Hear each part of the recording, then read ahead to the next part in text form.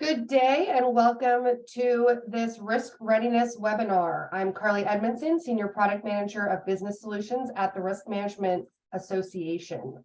RMA is proud to make this presentation complimentary to members. If you're not a member, explore all RMA has to offer at rmahq.org. Today's webinar is the latest installment of Credit Trends in Commercial Lending, Credit Risk Navigator, presented by Tom Cronin from AFS. During the presentation, if you have a question for the speaker, please submit using the Q&A feature at the bottom of your Zoom screen. We will address as many of your questions as we can at the end of the presentation. At this time, I'd like to turn it over to Tom Cronin from AFS. Thanks for joining us today, Tom. Thanks, Carly, and welcome to everybody today. We're going to be working with the January 2023 data today. And in addition to the usual performance charts, we have a new view of credit quality and also a chart from the Federal Reserve. So let's get going. The source of our data is the Credit Risk Navigator. CRN, as we call it, is the oldest monthly commercial loan performance and credit quality benchmarking service in the United States. We started CRN with data from the initial group of banks in the third quarter of 2003. So we're now closing in on 20 years worth of data. And earlier this month, I had a question from a new bank about our QA process, and I thought that would be worthwhile to take a look at here so you see exactly what we do. So here's just a quick synopsis of how we verify the data. As banks initially enter the data into our extract, there are utilities to make sure numbers go into number fields, text into character fields, etc. And after entering the data, there are another set of queries that the banks can run to verify what's been entered. Then the banks send the data to AFS. After we receive it, we run more queries to verify the input. And then we load the data into a development database and produce a data review document that is used to identify outliers. Sorry. Now, we're not trying to make everyone look the same. We just want to make sure each bank knows where they are different. And then every month we check the data to make sure we don't have any dramatic unaccounted for changes. So that's our QA process in 30 seconds. So let's move on to the results. So we identify C&I, we're going to start with C&I borrowers. We identify C&I borrowers as being companies with annual sales north of $1 million. The facilities are for business purposes and are manually underwritten or risk rated. And the loans are secured by owner-occupied real estate, are tagged as C&I. We'll start with delinquencies, focusing on the 30 to 59 days number, and then also non-accruals. But before we got going here, I wanted, Carly, if you could, to launch our first poll. Absolutely. So our first poll question is, when underwriting a single facility, what is most important in helping you decide as it relates to your approval? So previous experience with the borrower's industry, current financials from the borrower, or recommendation from a third party. So we'll leave that up for a little bit to let everyone go ahead and respond, and then I will end the poll and share the results. Okay. And we realize that it's very possible that all four of these come into play, but we're really trying to see what's the single most factor or the single most important piece of information that you rely on. Okay, we have 62% have participated, so we'll go ahead, and there's definitely a clear winner here in the current financials from the borrower. Okay, at almost 85%.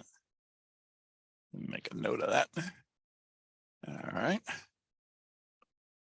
10 and 5. Okay. So that's in line with what I thought. Just from time to time, we like to check to make sure that what we're thinking is in line with what you're thinking. So here's the C&I non-accrual delinquency trend.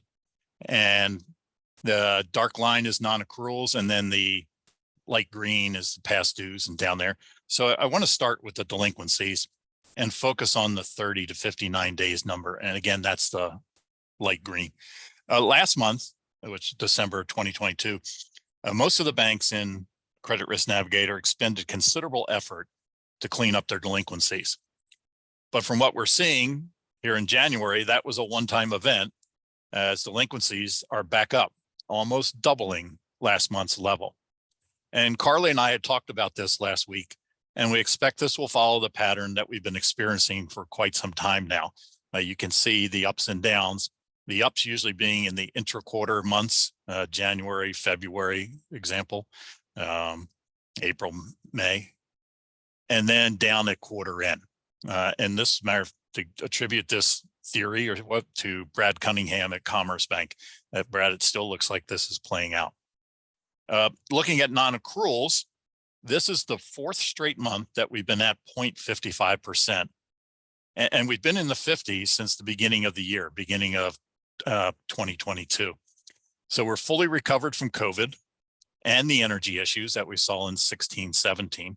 And to be honest, to not point out the obvious, we haven't been this low since late 2007. All right, so let me move on.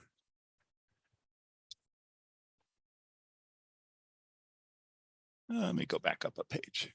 Okay. So what we wanted to do is look a little bit more at the delinquencies by industry.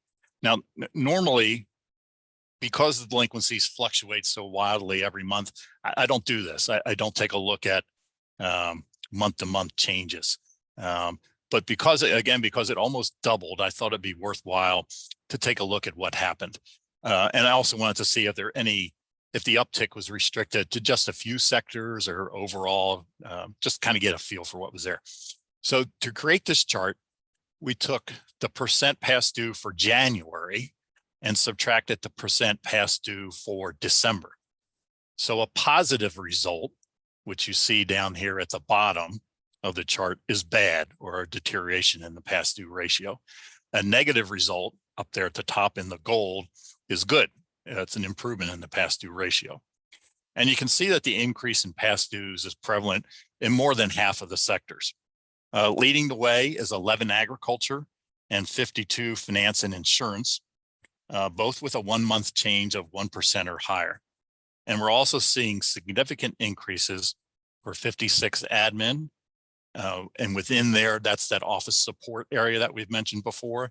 And then 72 accommodation, which is hotels and restaurants. So now we'll move on to non-accruals. And on this chart, we had the percent non-accruing for each industry sector in the columns. And then the horizontal line is the market average. And anything above the line is worse than average. And you've probably heard me before refer to this as my above the line chart. And the problems with ag there on the far left continue to worsen. It's now just a little bit below 5%. And just 12 months back, the percent non-accruing for agriculture was 2.9%. And as we've highlighted several times during our 2022 webcast, ag profitability is being slammed by increases in costs for fuel, feed, and fertilizer, although fertilizer has dropped recently. But this is all due to the drought, inflation, and the war in Ukraine. 56 admin is still above the line. And again, I'll mention that's the office support sector. And we're going to talk more about office later on. And also above the line is 23 construction and all three manufacturing segments. So 31, 32, and 33. And the next slide, we're going to take a look at non-accruals and drop down a level.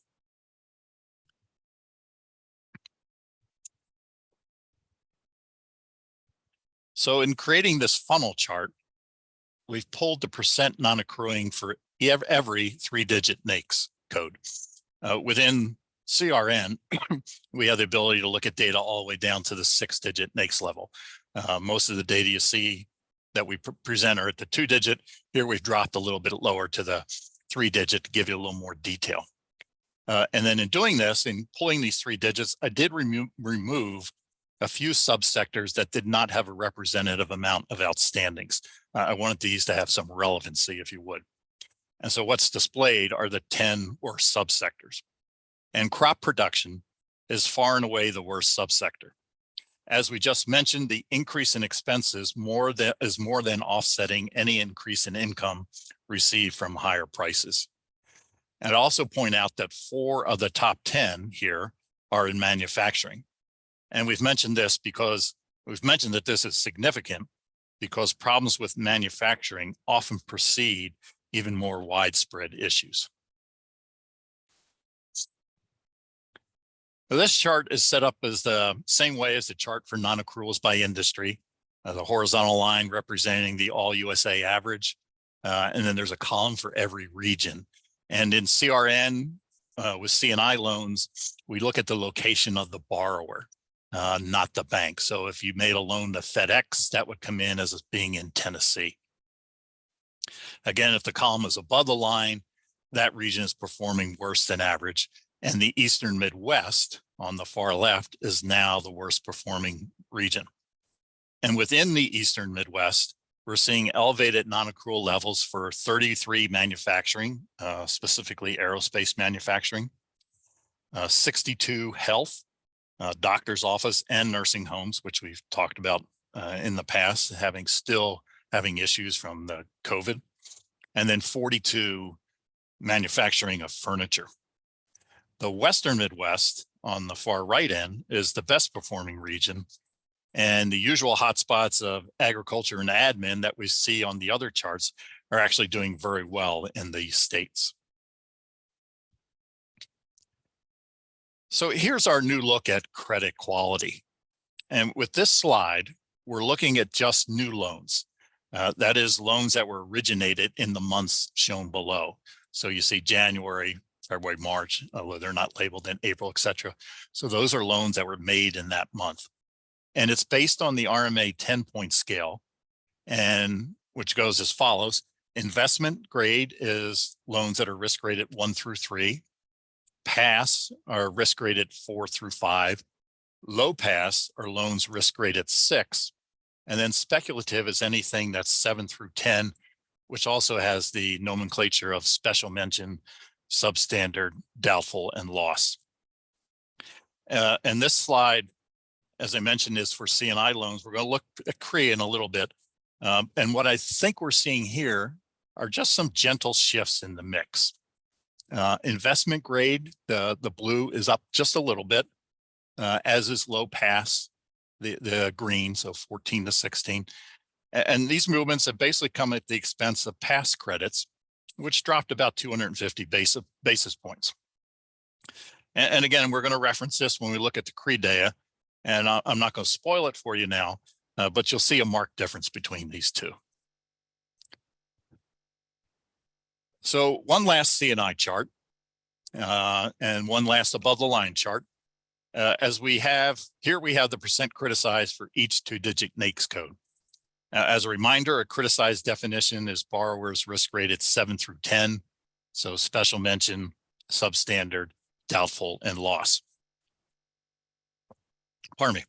And when you get a chance, take this chart when you get this deck, take this chart and compare it to the above the line chart for non-accruals and note the differences, mainly in the 45, 48s, and 62s. And I'd mentioned that the majority of the criticized portfolio is special mention. And through our previous CCAR work that we did, we have found that special mention is, for lack of a better term, a holding place. Most borrowers do not stay as special mention. They either go on to be doubtful and loss or come back into the past. So what we're seeing here in January 2023 is the effects of the economic uncertainty. Retail and health were already under pressure from COVID closures, and consumer discretionary sectors are going to be under even more pressure due to inflation and a recession, if that occurs, or a soft landing. So you're beginning to see banks trying to figure out what's going to happen and looking at various segments and saying we need to be careful of what's happening in these areas. And that's one of the things, the benefits of being part of the Credit Risk Navigator program is you can see, obviously, you know what you're doing, but you can see what the other banks are doing as well. Okay, Carly, so before I go on, if we could launch the second poll question, please. Sure thing. So the second poll question is, when analyzing your bank's commercial loan portfolio, what is most important to you? Loan performance, past dues, non-accruals, credit quality or risk ratings, or specific industry sector performance and outlook?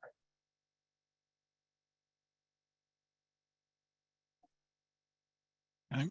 And this one, just to clarify a little bit, the first one was if you're looking at a given credit, you know, what do you rely on? This is if you're looking at the entire portfolio. So if you're doing what we would call traditional portfolio management, what's most important to you? What factor do you rely on? We'll wait until at least 50% have participated, and then I'll go ahead and share the results. Okay, we have 56% participation, so we'll go ahead and share those. So looks like credit quality and risk ratings is the highest with 64%, then loan performance at 30%, and specific industry sector performance and outlook at 7%. Okay. So this one surprises me. I would have thought loan performance would have been a little higher. It's good to hear that, though, that you rely a lot on credit quality and risk ratings, because that's one of the things we can do as we go on in our webcast, is to share more data around that particular topic. All right, so now we're going to move on to CRE. And again, a quick definition. When we tag a borrower as CRE, we're following the interagency guidance and designating borrowers as CRE. And that guidance basically says if the primary repayment of a loan comes from the sale or lease of a property, that's CRE. And you'll also hear this portfolio referred to as investor-owned property. So here's our non-accrual and delinquency trend chart. Organized the same way as we did C&I. And if you compare the CRE performance versus the C&I performance, we have a different story over, say, the past year or so. C&I, as I mentioned, has been at 0.55 for 4 months, basically been flat in the 50s area. But CRE over that time period, same time period, has very slowly but surely increasing. And in a minute, we'll take a look at some specifics. But if you listen to senior bankers and president CEOs of banks explaining in their quarterly and annual results, just about all of them are mentioning a softening in CRE fundamentals. Inflation has led to a jump in the cost of materials. Labor costs have risen substantially. And now the increase in borrowing costs have rendered many projects unfeasible. It looks like, and we'll see this in a second, quality developers are delaying construction and moving off to the sidelines. And the people that are building are not as financially sound as the quality investors. And you're going to see that in some of the results. So here's the non-accrual property trend for the major property types. And by major, I mean those 8 with the most outstandings in Credit Risk Navigator. And I'm presenting here the quarterly results post-COVID, and then also the January 23 results. So that one single month, the rest are all quarter ends. And if you remember March, first quarter 2020, that's March. Everybody was working. COVID wasn't an issue. And then COVID hit. And you see, first of all, the dark red is lodging. It's no surprise as COVID impacted traveling. Very quickly, we saw a sharp rise in non-accrual for hotels. It almost reached 10%. That abated somewhat in mid-2021, but is now leveled off at around 5%. But unfortunately, as hotels have improved over the last year or so, the performance for 4 other property types has declined. Non-accruals for mixed use and healthcare started rising just as lodging was improving. Healthcare, you see, is the gold. Mixed use is the dark blue right below it. And more recently, we're seeing trouble with office and retail, while industrial, multifamily, and residential are holding steady at pre-COVID levels. Basically, very little non-accruals. And if you've been part of these webcasts before, you've heard us say that the healthcare issues are related primarily to the continued problems with nursing homes as a result of all the COVID deaths. But just this month, at one of the RMA roundtables, we heard that now there's some softness in medical office buildings as elective surgeries are starting to decrease, due almost entirely to a lack of staff. And we've been expecting the office market, that's the green line, to decline for some time now. And it's gone from 0.28% in the second quarter of 2022 to 1.15% here in January. And a lot of this is due to the return to office still being low and lessees either canceling leases, not renewing entirely, or renewing with less square footage. And just recently in the news, we're seeing a lot of large office properties. One in particular was 1740 Broadway in Manhattan, losing major tenants and going into special servicing. That was a CMBS loan. And we're also seeing companies dramatically reducing their footprint. And Carly's company, the RMA, is a perfect example. They were at 18th and Market last year and had 30,000 square feet. They've moved 2 blocks up the street to 20th and Market, and now they have just 5,000 square feet.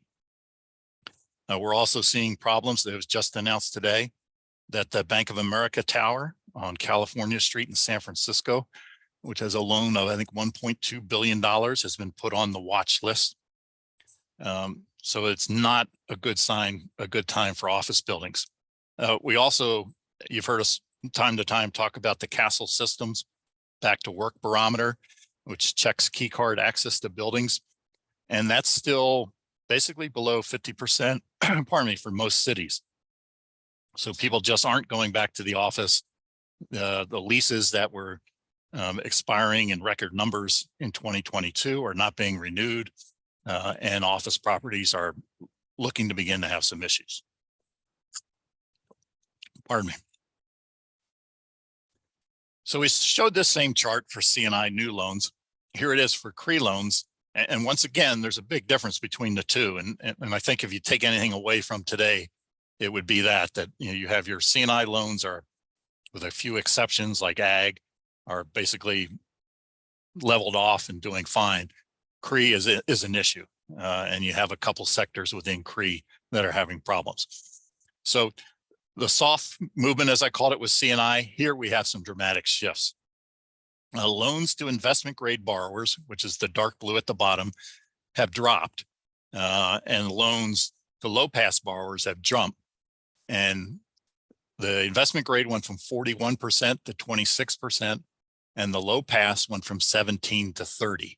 And again, these are new loans. These are not loans that have been downgraded. These are loans that are going on the books as sixes. Again, I'm pointing to the green. So 30% of the new loans that were made in the month of January came on as low pass. And now some of this we understand as a result of tightening risk rating standards, but most of it is due to the overall decline in pricing fundamentals, project fundamentals. We're seeing increases in several types of costs, labor and material. For example, the Associated Builders and Contractors said that steel is up 56% over February of 2020. Concrete is up 28% over February 2020. So significant increases in costs and material. We know labor is up, and now borrowing costs have gone up with the increase in interest rates. And you have a drop in rental income due to increased vacancies that has lowered net cash flow. And many properties that several years back were viable at 3 to 4% interest rate no longer make sense with their rates in the 6-7% range. So quite a difference. So here's our last chart for today. And again, above the line, criticized for CRE. And it basically mirrors what we saw for non-accruals for CRE. Lodging is still the highest. 25% of the loans are listed as criticized. But I think what's most interesting here is the level for office, now a little bit above 10%. And as I mentioned, it seems like this has been a long time coming. And as we've discussed this with Carly and Stephen Martin, back when we started these monthly webcasts in 2020, we thought that we would see leases expiring and non-accruals growing up and work criticized going up earlier than this. But as work from home has become entrenched in the market, office space vacancies are rising and appear to be set to continue to rise for some time. So it would appear now is not the time to be building, buying, or financing office space. So that's it for today. And just a quick note, quick heads up. Next month, we have our semi-annual user group meeting. So we won't be back in action with this webcast until April 27th. And so I'll open it for questions. And I'll just remind everybody that there's a survey at the end of the webcast. If you have any questions or you want to make any comments about what you saw, please feel free to fill out that survey. And if you'd like to see a demo of the Credit Risk Navigator and learn more about how it could help your bank manage your portfolio as we brace for a recession or a soft landing, call or email Carly or myself here. Carly, so I'll turn it back to you for questions.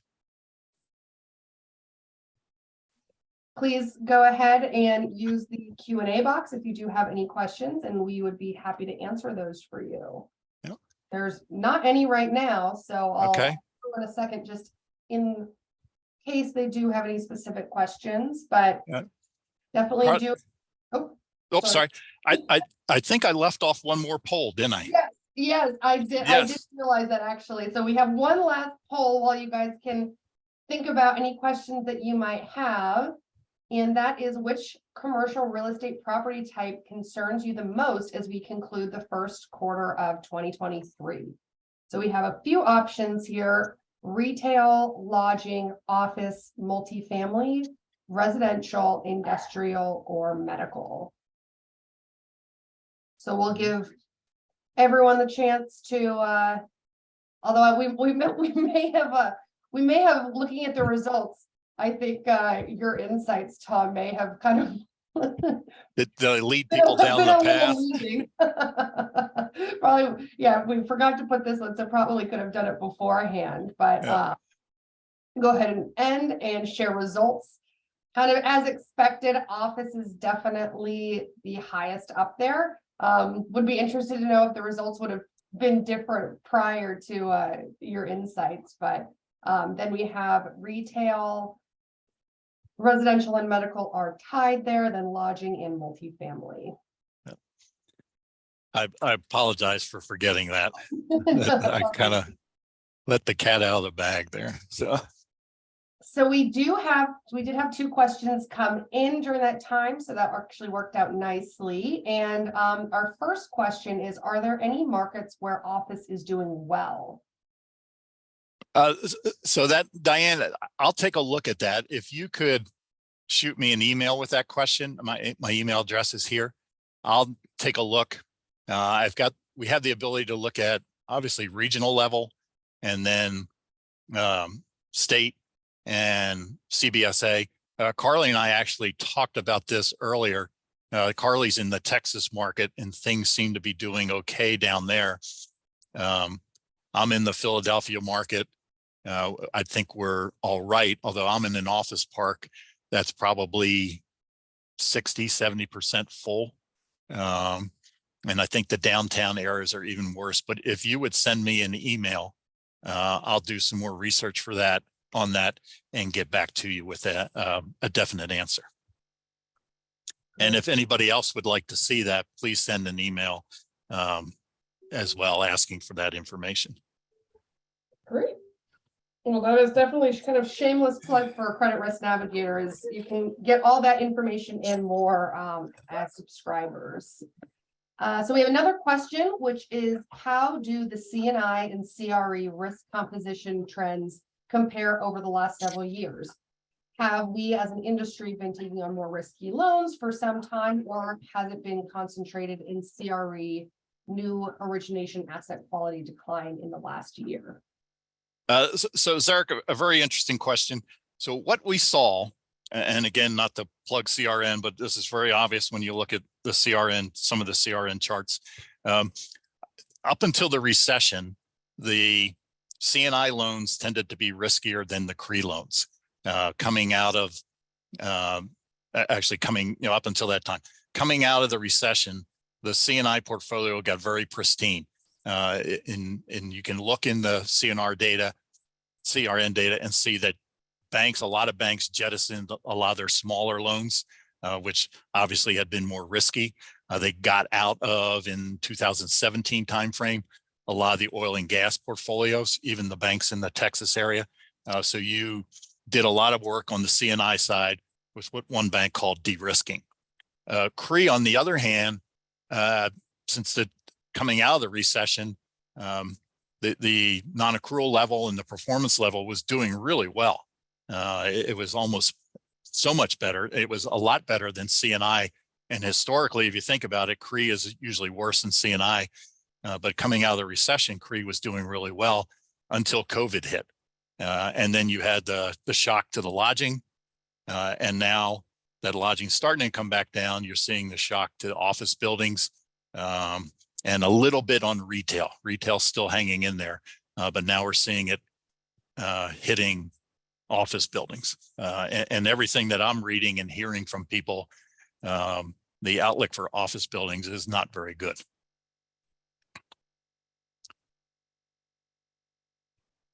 Well, that was our last question. So thank you, Tom, for sharing your insights, and thanks to everyone for joining us today.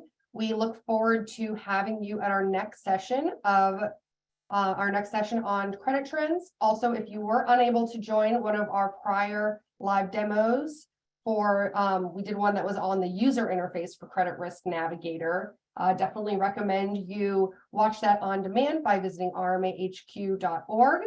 We had a great conversation regarding the platform and how you can use it in real-time scenarios. So this concludes our webinar. Please take a moment at the conclusion of the event to complete the post-webinar survey. Thank you and have a wonderful day. Thanks, Carly.